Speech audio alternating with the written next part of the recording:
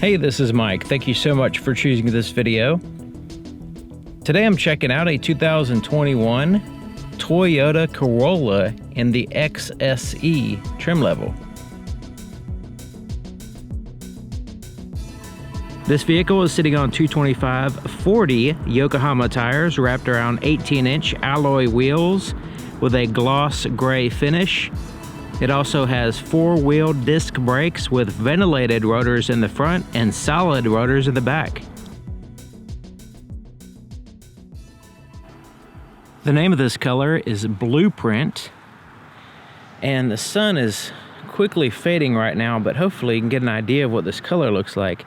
It's a nice, deep, dark blue, and it has a little sparkle to it as well. Really fantastic color.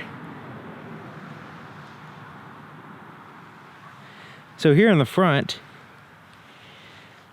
the center grille portion, and there even to the sides, is a gloss gray surface, plastic surface here. So all in this area, this honeycomb, elongated honeycomb, this area is all like a gray color. You also see that on the side of the vehicle. We'll see that in a minute.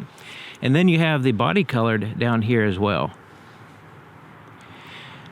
Now this has accent lighting here in the front, and the daytime running lights are actually in the headlight housing, but the accent lighting, they're not really that visible during the day, but at night they look fantastic. And they're LEDs, and they have these little shapes here, here, around the outside, and here at the very bottom. They're not bright enough to be a daytime running light, unfortunately, but they do look cool. Now the headlights are LED, and it's in a projector for your low and your high beams.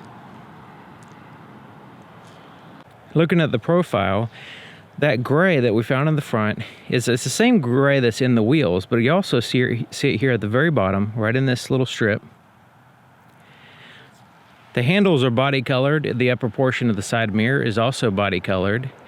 The pillars here are a gloss black here and here, kind of solidifying the glass, and then the trim around the glass is also a black as well.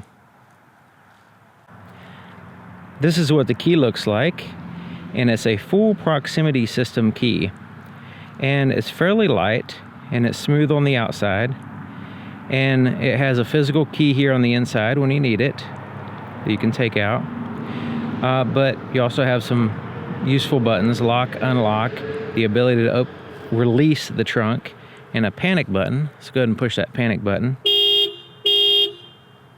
And when we push the trunk button, it releases it like so. It doesn't completely lift it up.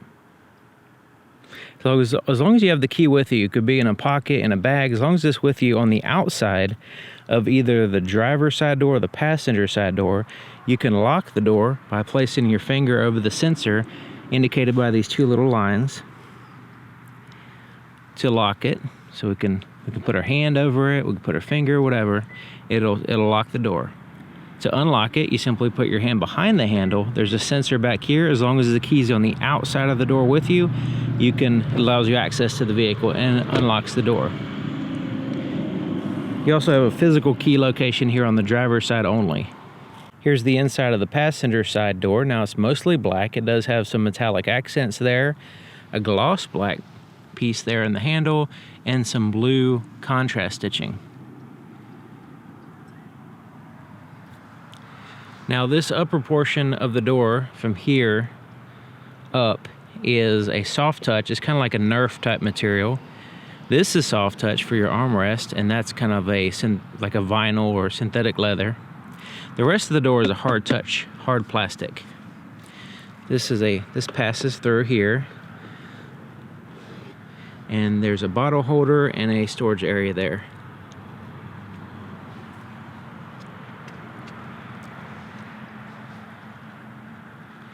It's a manually adjusted seat here on the passenger side, and it has a combination of Softex, which is a synthetic leather here, contrast stitching in a French design in blue, and then the center portion is a cloth. And it has those blue lines. It really does look impressive. When you open the doors, you see it for the first time, you're like, hey, this is really nice looking. And the seats are fairly comfortable. They're not super duper the best in the world, but you know, no complaints so far. Here's your leg room. And there's quite a bit of a like a bump right here in the center. So if you have the seat all the way back, you might need to, you know, it might be a little bit of an issue, but most of the time your seat's gonna be a little bit more forward.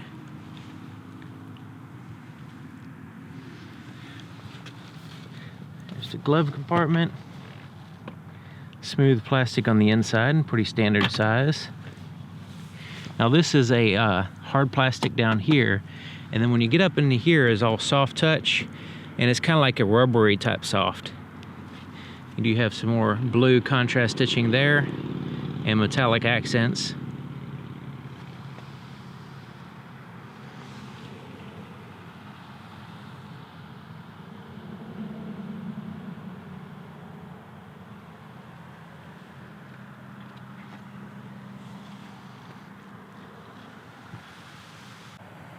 The front door, there's plenty of space, plenty of headroom, and just overall space. The door swings out quite wide. It's just really easy to get in and out. The back door, for one thing, it does have a pretty good amount of headroom here. It is a smaller opening in general, but the swing of the door is a little bit too, not wide enough, in my opinion. You have a smaller door, you don't want a smaller swing, so this might be an issue as far as some people getting in and out of the back seat. I mean, it's adequate, but I think it could be improved. So here's the inside of the back door, and it looks similar to the front, except for you have hard touch surfaces pretty much everywhere except for this surface here. This is enclosed, so you can utilize that as a pocket, and then you have a pocket here at the bottom.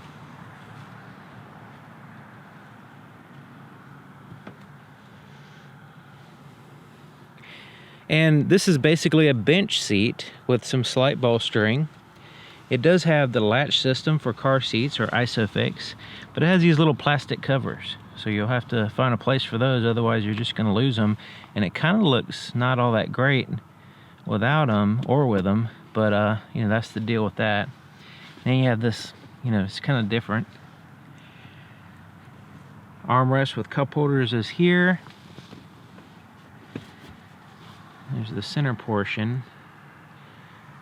And there's the leg rooms. There's a pocket on the back of this seat, but not the driver's seat. So you have one here, but over there it's just a seam. The legroom's pretty decent, even with the front seats pretty far back. I mean, it's good. I mean, for the size of the vehicle, it's pretty good. There is a hump in the center. It's not that big, but it's there. There's actually a hump in the center of the seat as well. Trying to give you bolstering for the outside, but it kind of diminishes the center's passenger a little bit. But anyways, there is a little storage compartment here.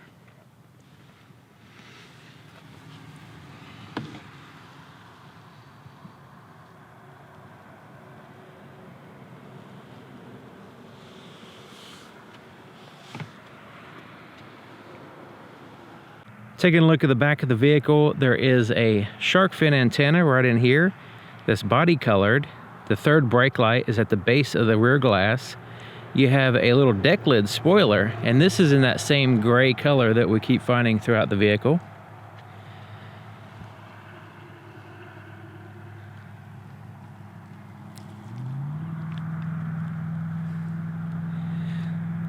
The taillights are a combination of LED and standard bulbs. I'll have a night video for this vehicle if you want to check it out.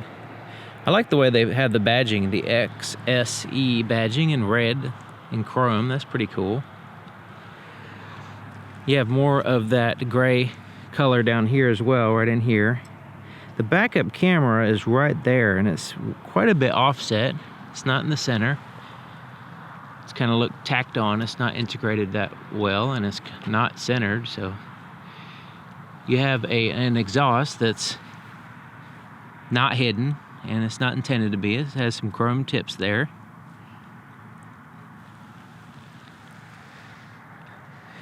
Okay, so opening up the trunk, you can of course use the key like I showed you, or there's a button under here, and the button is a little bit to the right, so it's not even centered either. So we can push that, it releases it to here, and then you just lift it up. You see there's the button and the backup camera, and there's some LED tag lights.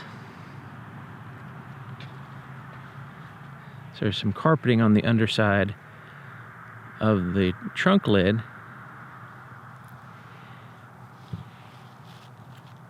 Now the trunk itself is pretty good size. I have all my equipment here, but it's mostly carpeted. They push out as far as they can to the right and left to give you as much space as possible. These arms extend down into the trunk space, so that way it kind of diminishes a little bit of your trunk space because these has to make room for these arms, but that's not a huge deal. There's also a lot of exposed metal under here, so most of it has the carpeting, but you can see there's quite a bit of sharp metal and exposed speakers and wires and stuff under here that you want to be aware of, because if you're cramming your stuff in here, you don't want to damage your luggage or whatever it is you're putting in here by compressing it against that sharp metal and then drive down a bunch of bumps and your stuff's rattling around and pressed up against that sharp metal. Now you can fold these seats down as a 60-40 split, and you can fold down one or the other, add to your cargo space while still maintaining passenger space, or fold them both down and add quite a significant amount of space back here. Now under this floor is your tools for your spare tire and your spare tire, and you can probably utilize a little bit of that space for just extra stuff that you want to carry with you, maybe additional tools or flashlight, that kind of stuff. Now there's a locking fuel door, and it's here on the driver's side, and there's a traditional cap, tether, and a place to hang the cap here on the inside of the door. Since it has the full proximity key system, to start it up all you got to do is push and hold the brake and push this button. As long as the key's inside the vehicle, you can start it up.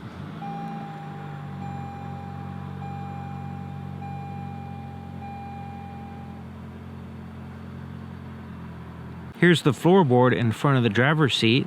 Now this floorboard hooks in place, so there's two places here that keeps the floor mat in place.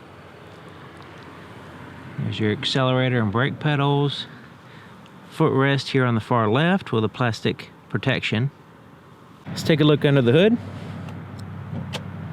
To open the hood, there's a latch right here in the center, so you just reach in, move it to the left, and lift up. And the hood has a little bit of weight to it. It's not a big deal, but it does have some weight, and it requires a prop to hold it up. The prop is on the underside of the hood. It swings down to that arrow. The underside of the hood has a little bit of insulation there in the center. There's a seal across the back. And there's some heat shielding and some insulation in the firewall. And you can see that back there. The battery is here on the right. Fairly easy to get to. The top of the struts are braced in with the unibody structure of the vehicle. And there's no big plastic cover to cover up the engine. You can even see the coil packs here across the top. This is a 4-cylinder engine. This is the front of the engine. This is the back. The exhaust is in the back. That's why it has the heat shielding. And then here's your intake. The transmission is down here below all this stuff.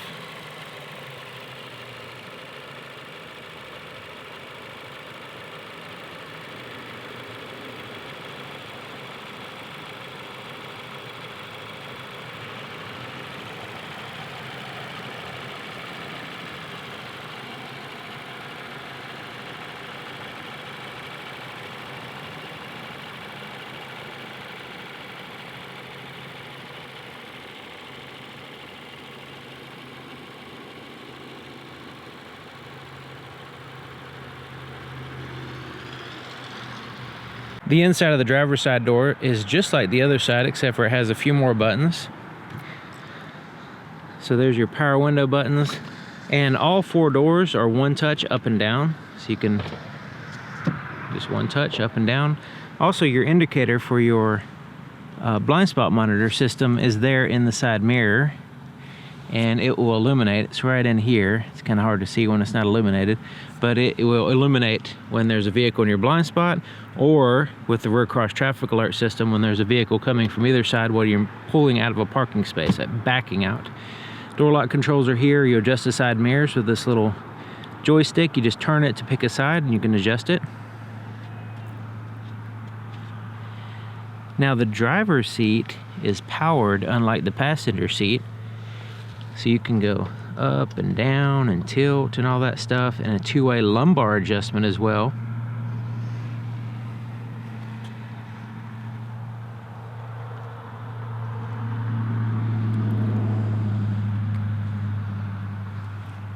To the left of the steering column, there's a button here and a little knob, and the little knob is your dimmer switch for your interior gauges.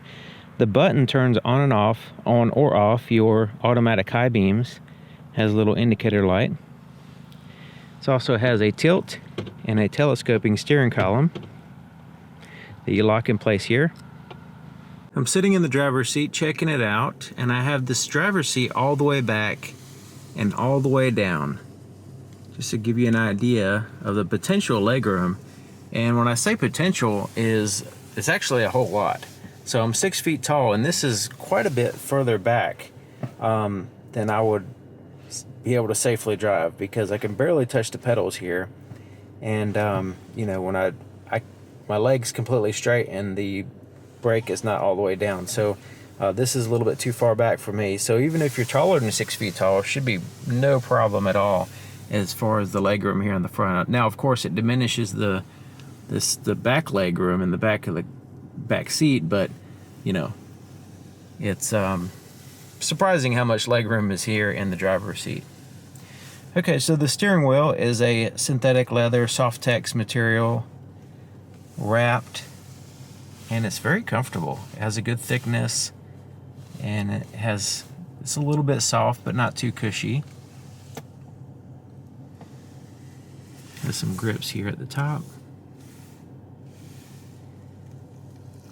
And there's buttons, of course, here on the front, and so they're kind of separated like this. So that you can see these buttons here and here, these are kind of together, okay? So these don't really correspond with these.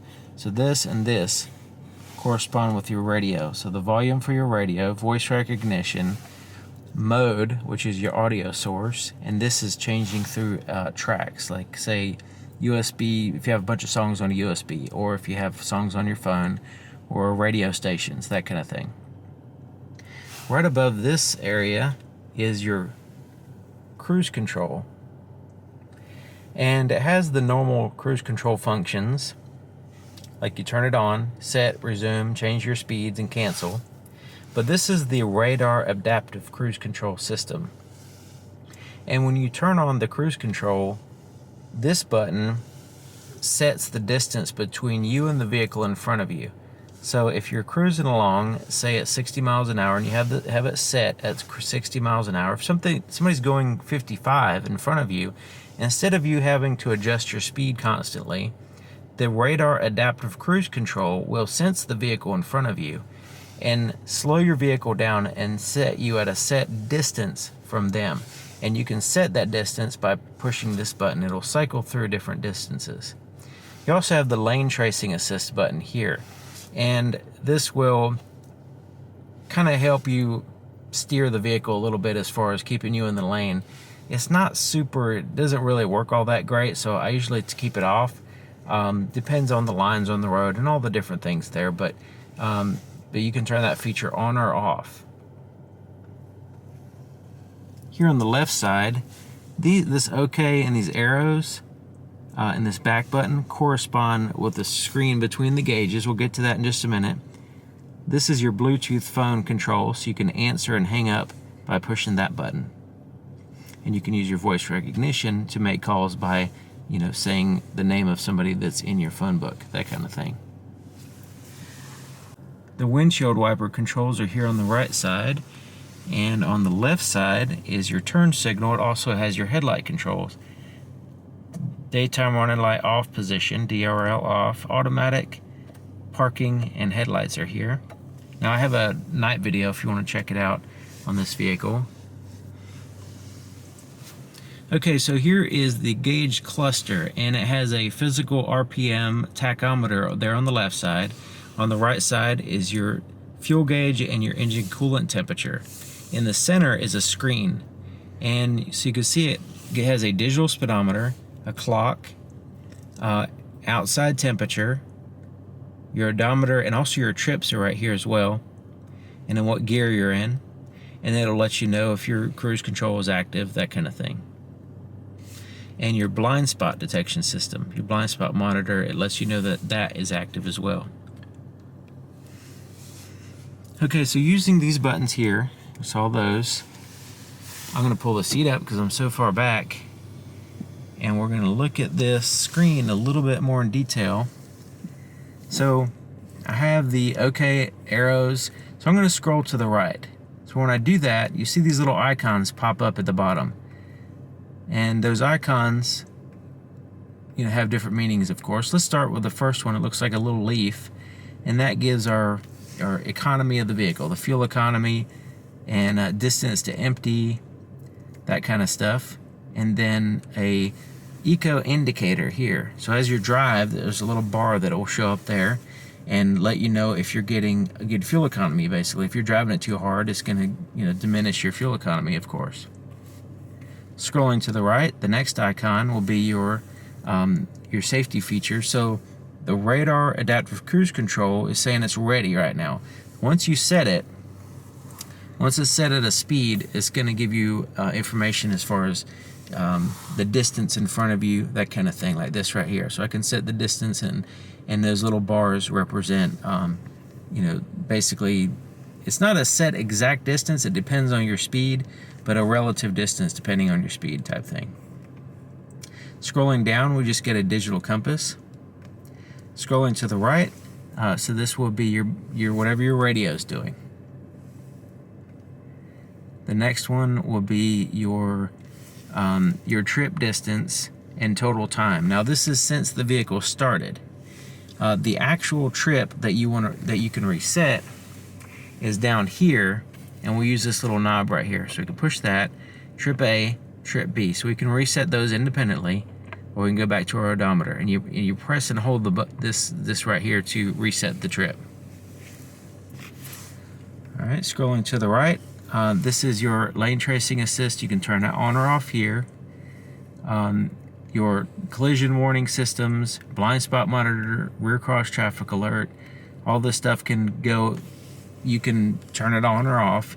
You also can go into the settings here and adjust the language, the units, that kind of stuff.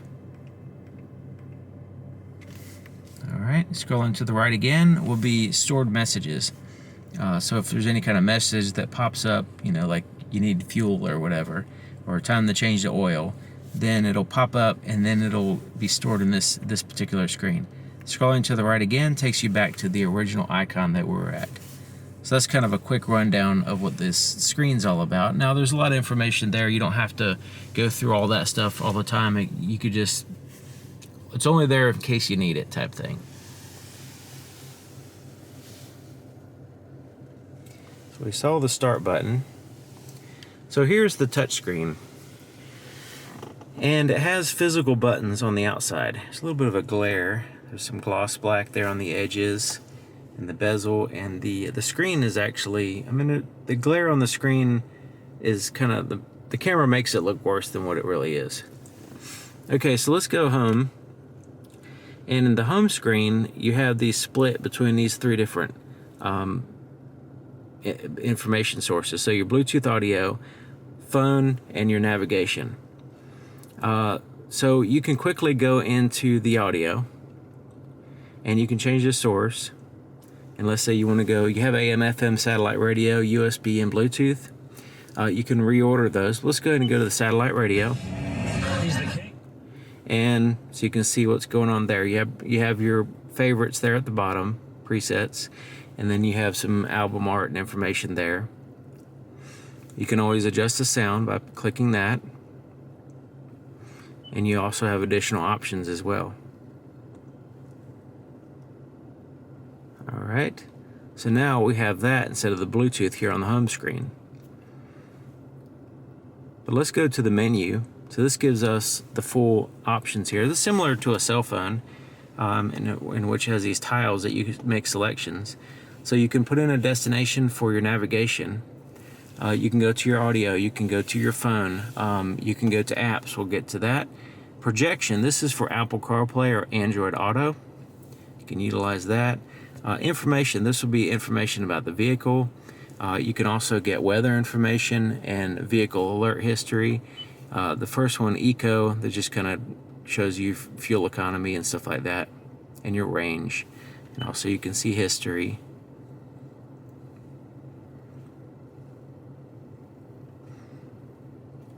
Alright, so let's go into settings as well, so you can kind of give you an idea of what the settings look like. You have all these different settings here that you can go into, but let's go down here.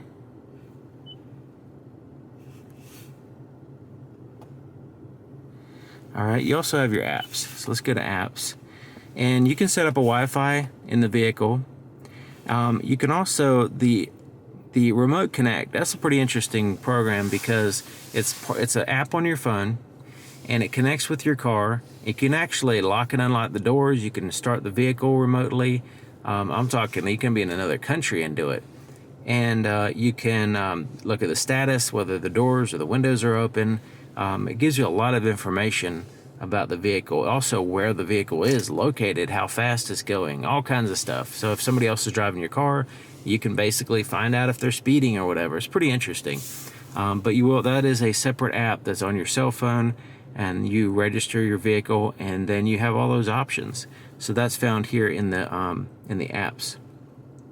So let's look at the map. So this is what the map looks like, and you can kind of pinch zoom, which is sometimes handy. And of course you can, zoom in and out using this over here as well. But look at it like that as well. And then of course you can put in a destination and search, or you can have favorites, you can have emergency, that kind of stuff.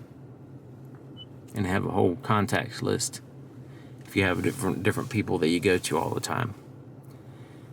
Alright. So that's kind of a quick rundown of what the screen's all about. You do have a physical volume knob, tune through the stations, and physical buttons on the outside of the touchscreen, so you can quickly go different areas. But that's kind of like the basics of the screen and how to use it and how to get around on it. Here's the four-way flashers, and then you have down here's your climate control. This is temperature, fan speed, where you want the air to blow, and it's a pretty basic system. Now it does have an eco heat and cool, so if you want to try to save fuel basically by not using the system so much, it kind of cuts down on the power it puts out. And when you have that active, you can recirculate the air, and you have front and rear defrosters. And when you turn on the rear defrosters, it also turns on the heated side mirrors as well.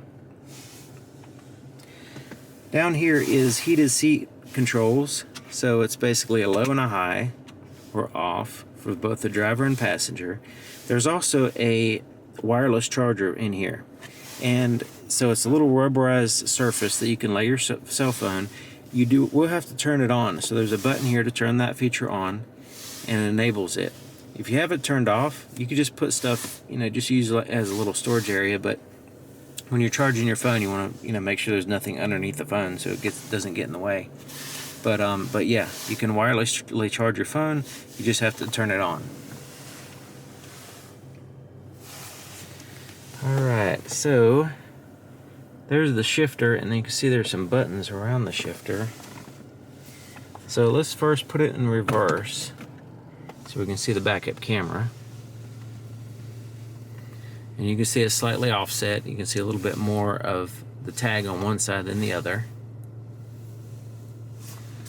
The guidelines are not active, so they're not moving when I turn the steering wheel. Okay, so let's move this down here so we can see there's a sport mode, also traction control off.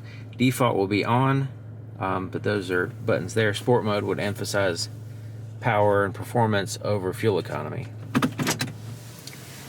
But it does have a manual mode. So you go down here to drive and you put it over to manual, and you can bump it like a ratchet shifter and change through. This has a CVT transmission, but it tries to simulate gear shifting for some reason. It's a little bit contrived. It feels a little bit artificial, a lot artificial, and I think you could just do without it, but it does have the ability to change through those speed ratios. It also has paddle shifters up here as well for doing that, which seems strange when you understand it's a CVT transmission, having the ability. It's good for limiting your high ratio when you're going down hills for engine braking, that kind of thing, but other than that, it doesn't really seem to really have much purpose, in my opinion. Okay, so in this particular type vehicle, so this has a electronic parking brake, and I love the fact that when you put it in drive, it disengages. When you put it in park, it just automatically engages. That's fantastic. So you don't actually have to, turn it on, and you have that peace of mind that the vehicle is fully secure. It's not going to, roll down a hill or something. Now, it engages the rear wheels, not the drive wheels, which are in the front. And you also have a auto hold feature, a brake hold feature. So when you come to a complete stop and the vehicle's in drive, like say at a stop sign or a stoplight or in traffic jam or whatever, it'll hold the brake for you if you have this turned on, and it'll just hold it until you push the accelerator. So that way you don't have to hold the brake the whole time you're sitting in traffic or whatever. Alright, so there's some cup holders. And they're illuminated too. Check out my night video. Okay, so this is the armrest, and it's kind of soft at the surface, but you go like 3 millimeters below the surface and it feels hard as a rock. So it's soft touch and hard touch at the same time.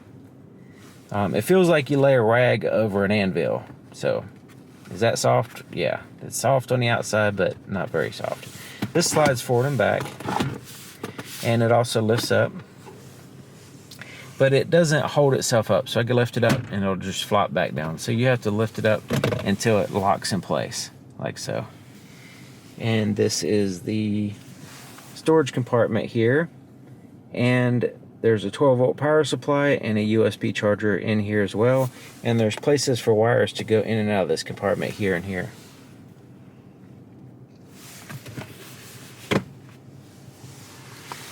Has manual day and night mode for your rearview mirror, and some buttons up here.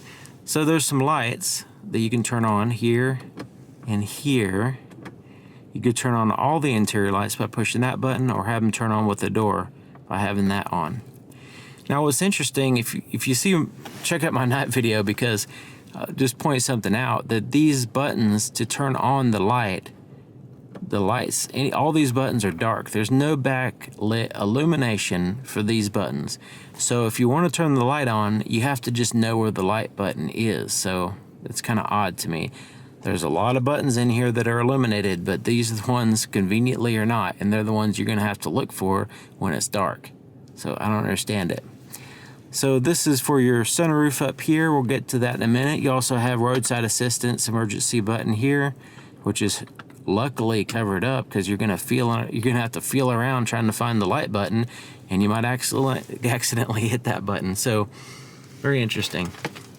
Okay, so the visor has like this vinyl plastic around the outside, which feels like it's durable and easy to clean, and it's different from the headliner, which is just a cloth. And you have a mirror and a light that turns on. You also have this extender here. So when you have the visor over here, you can add to your coverage there on the side. It does not extend out. It just has this. I think this extension sometimes is better than having this slide, because it actually adds to your coverage instead of just shifting it. Okay, so let's look at the sunroof. And now the sunroof it has a cover that covers and blocks 100% of the light. So some sunroofs have like a translucent or whatever one. It's where you always have the sun shining in. So sometimes you just don't want to have that. So this has the ability to block every bit of light coming in. So now we can open that, and then they have these controls here. You have open, close, up, and down, right? So you have those. So let's go ahead and go up. So up tilts it up like that, and then we can go down. And then open does that number, slides it back. Push it again, and it goes back a little bit further.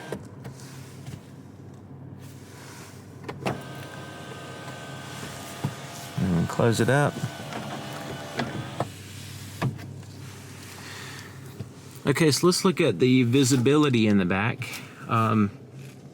So this one, as far as like looking over my shoulder and looking in the rearview mirror, the visibility is fine. I mean, I don't really have an issue. You got slight pillars back there and you got headrests in the way, but other than that, it's not really a big deal. There's vehicles that are way worse than this. So I think the visibility is pretty good. Okay, so there you have it. Thank you for watching. And I'll show the window sticker and some more information after this, and I'll see you guys next time.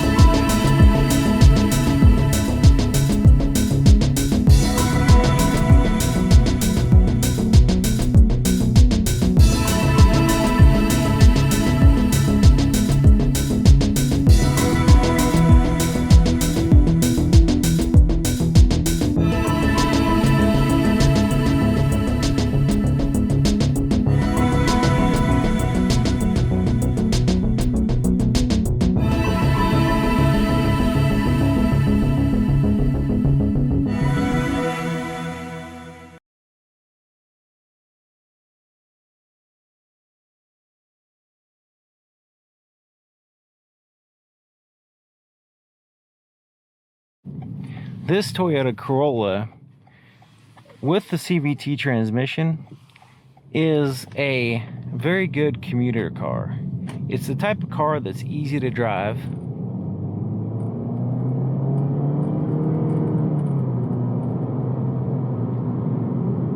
And the way the transmission is, it's a CVT that tries to simulate gear ratios. So, and sometimes the simulation is so contrived and so phony that it's a little bit of like, why did they even bother, you know? But it's usually when you really push on it, you know, if you really need to get going fast, it'll kind of do that. But just in general, driving it around, if you're not really focused on that, you're just thinking about driving, and you're just thinking about where you're going. You don't want to really focus on the vehicle so much. Then, you know, this is like the perfect car for that as far as the setup right now. It's good on gas. It has a decent acceleration to where you can get out and merge in traffic. It's really easy to zip around in, easy to turn, easy to see in and out of, and it's for the more of a person who's not an enthusiast, you know. The manual transmission would be more for the enthusiast that likes driving, and I have a video of one of those on my channel as well. But the CVT is more for the person who doesn't want to focus too much on the vehicle, doesn't want to focus too much on the driving, and just kind of like, you know, you're going somewhere, and that's the reason why you're in the car. You know, it's not a big deal to have to sit there and, you know, shift the gears or whatever, or have the fastest car or whatever. So it has a little bit of noise from the outside. It has some road noise. And it's not the most, you know, smoothest, comfortable suspension or seats, or it's not bad like some vehicles, but it's kind of like, you know, it's good. It's a good car to get into. It looks great. I think the way it looks is great. So you're going to feel good about pulling up somewhere in it because it looks so good. It feels good. You feel comfortable in it. You feel like, hey, you know, this is a good looking vehicle to get around in, and there's a pretty decent amount of space inside. It has good cargo space. There is, you know, the lowering the seats gives you that utility as far as adding to your cargo space, your trunk space.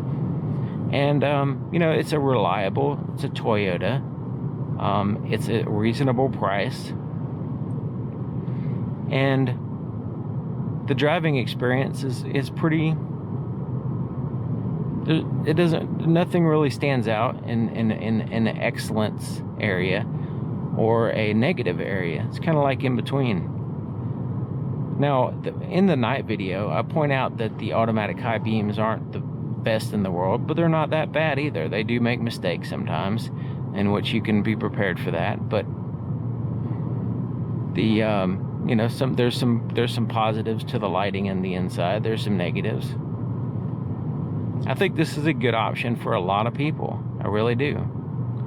Now, it does show road sign information here on the screen. So as you're driving, it'll let you, like right now, it shows that the last speed limit sign we passed was 55 miles an hour. The adaptive cruise control, once it's turned on, you can set it, and you can set the distance between you and the vehicle in front of you. Now, the lane tracing assist, the steering assist system, it's not really my favorite because it kind of wants to push you in certain areas. It doesn't just kind of like keep you from leaving the road. It really wants you to keep a certain position on the road. And sometimes it just basically wants you to go over the line, and then it'll beep at you, letting you know that you went over the line. So it's kind of weird in that regard. So I'd usually keep the steering assist system off and use the adaptive cruise control, because that works quite well. It also can brake the vehicle. So if somebody is driving along and then they slap on the brakes, it will slow you down as well. You know, it'll apply the brakes. So these are all, you know, positive, good safety feature things, because, you know, sometimes if that's where, accidents happen. It's just like you glance away for a second, you look back, and a car slamming on the brakes. Well, this is constantly looking for you. So in the event that you don't notice it, or if they slow down too fast or whatever, the vehicle is always prepared for that, and it keeps an eye out for that. Also, if somebody doesn't have brake lights, like if their brake lights are defective, sometimes you can't tell that somebody's slapping on the brakes until all of a sudden, it's a big issue as far as, you trying to slow down in time. So the vehicle is not looking for brake lights. The vehicle is looking at distance using the radar system. So it can detect the vehicle slowing down in front of you even without them having, brake lights or whatever. So that's fantastic.